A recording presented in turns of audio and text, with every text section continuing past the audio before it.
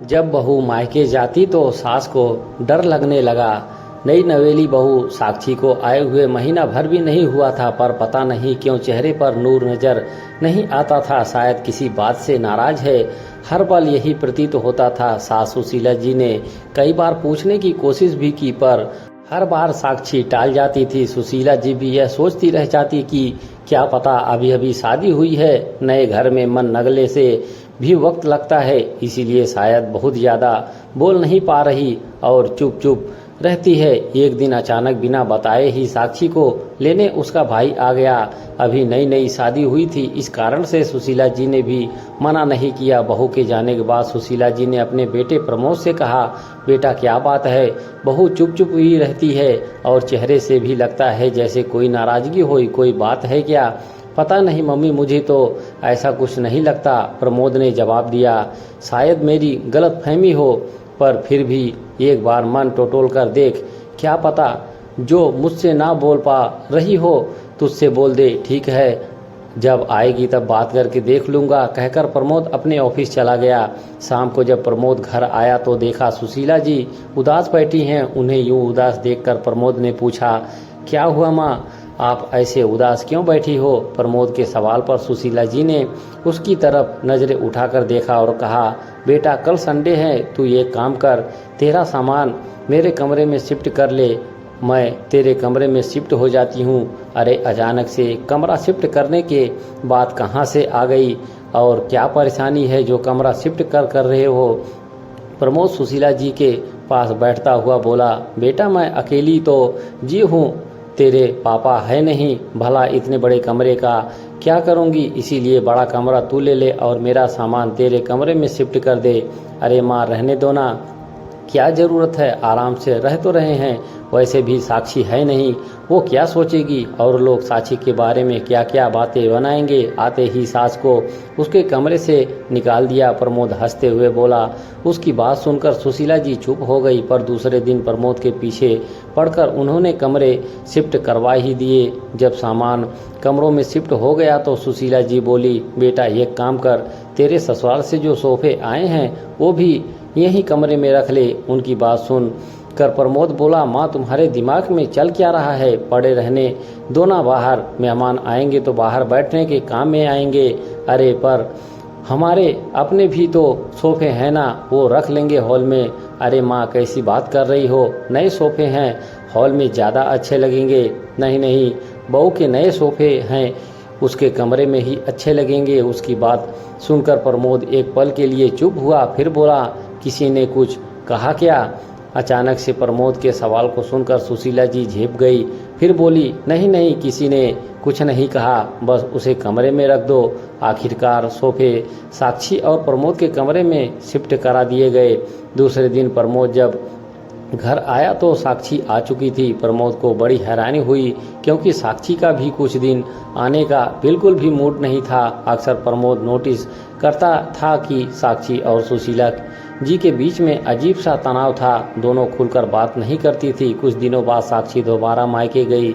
उस दिन भी प्रमोद शाम को लौटा तो सुशीला जी चुपचाप उदास बैठी हुई थी। प्रमोद ने फिर इसका कारण पूछा तो सुशीला जी ने कहा, बेटा तू पूजा घर मेरे कमरे में ही शिफ्ट करा दे, कम से कम सुबह में पूजा करूंगी तो तुम लोगों को डिस्टर्ब ना हो। अरे तुम्हें किसने कहा माँ, हमें सुबह डिस्टर्ब होता है।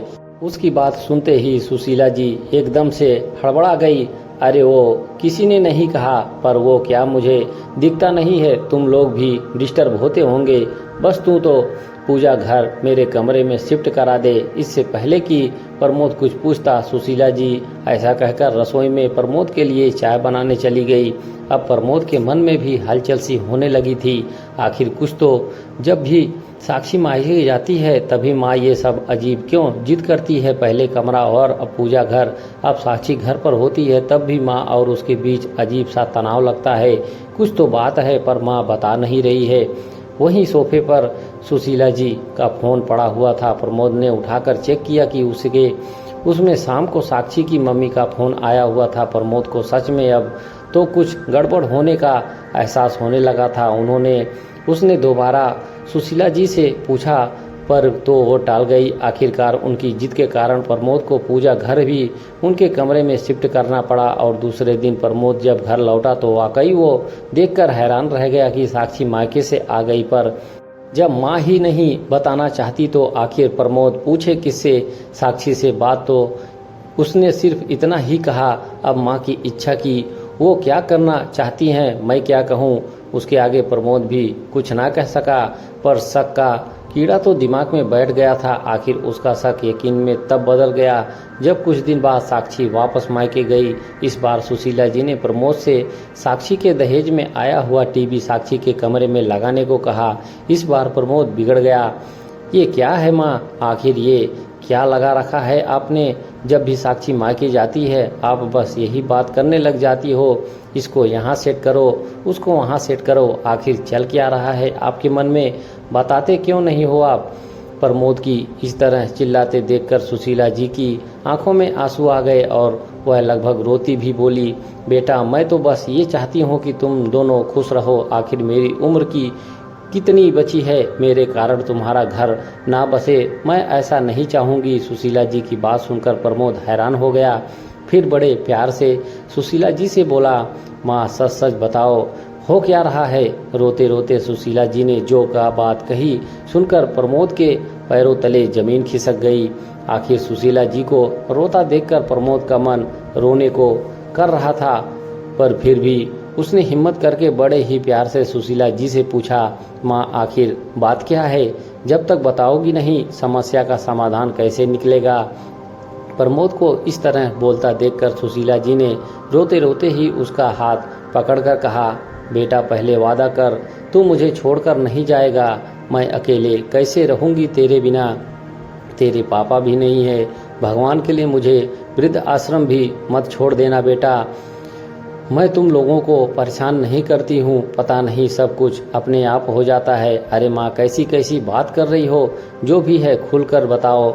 और मैं क्यों छोड़कर जाने लगा आपको? मैं कहीं नहीं जा रहा, मैं बेटा हूँ आपका, आपके साथ ही रहूँगा। और कौन कह रहा है आपको कि मैं आपको वृद्धाश्रम छोड़ने वाला हूँ? ये घर आपका है, जिस दिन आपको ऐसा लगे मुझे घर से निकाल देना। जब सुशीला जी को प्रमोद की बातों पर विश्वास हुआ तब जाकर सुशीला जी ने बोलना शुरू किया, याद है तुम्हारी शादी के बाद जब साक्षी का भाई उसे अचानक लेने आया था और वो मायके गई थी तो मुझे तो यही लगा था कि उसके मायके वालों की उसकी याद आ रही है, लेकिन उसके जाने के बाद साक्षी की माँ का फ़ोन आया था। तब मुझे पता चला कि साक्षी ने ही उसे फ़ोन करके बुलाया था। समधन जी कह रही थी कि मैंने सारा दहेज अपनी बेटी और दामाद के इस्तेमाल के लिए दिया है, लेकिन आपने सारा सामान हॉल में रखवा दिया। सिर्फ एक पलंग, अलमारी और ड्रेसिंग उनके कमरे में रखकर आपने अपने कर्तव्य की इति स्त्री कर ली। आपकी तो उम्र हो गई है, आप उस सामान को अपने पास रखकर क्या करेंगी? लेकिन कम से कम बच्चों की इच्छाओं का तो सम्मान कीजिए। अब तो बेटी उस घर में तभी जाएगी जब उसके कमरे में ये सामान सजेगा। अब तू ही बता बेटा कि तेरे इस छोटे से कमरे में सारा सामान कैसे आता? इसीलिए मैंने तुझसे कहा कि मेरा सामान तेरे कमरे में शिफ्ट कर दे और तू मेरा कमरा ले ले। कम से कम बहू का दहेज का सामान तो आ ही जाएगा। लेकिन जब साक्षी दूसरी बार मायके गई तब भी मुझे यही लगा कि उसे अपने माता पिता की याद आ रही है, लेकिन यह भी मेरी गलतफहमी ही साबित हुई। साक्षी वहां पहुंची कि थोड़ी देर बाद ही उसकी माँ का फोन आ गया। कहने लगी कि साक्षी को मेरे कारण अपनी गृहस्थी बसाने में बहुत दिक्कत होती है। बेचारी उनकी बेटी कुछ कह नहीं पाती और उसका बेटा आपका लिहाज कर जाता है। इसका मतलब यह नहीं कि आप उनका जीना दुश्वार कर रखो। आप तो सुबह सुबह अपने पूजा पाठ करने बैठ जाती हो, लेकिन मेरी बेटी को की नींद खराब होती है। देखिए समधन जी, समझाना मेरा फर्ज है। आप तो अभी अभी नई सास बनी हैं, पर मुझे तो दो दो बहुएं रखने का तजुर्बा है। बाकी आपकी मर्जी। अब समधन जी ने तुम्हारा ही नाम ले लिया था तो मुझे लगा कि तुम्हारी भी इसमें रजामंदी है, इसीलिए मैंने पूजा घर भी अपने कमरे में शिफ्ट करवा लिया।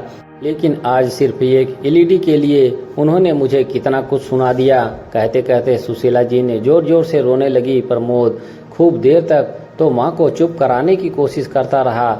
जब वो चुप नहीं हुई तो प्रमोद उठकर रसोई में गया और पानी का गिलास भर कर ले आया और सुशीला जी को देकर चुप कराते हुए बोला, क्या कहा माँ? उन लोगों ने मुझे सब कुछ बताओ, मैं भी तो देखूं कौन किस हद तक जा सकता है। आखिर सुशीला जी थोड़ी तसल्ली खाकर बोली, समधन जी कह रही थी कि इस उम्र में क्या मोह माया के चक्कर में पड़े हो।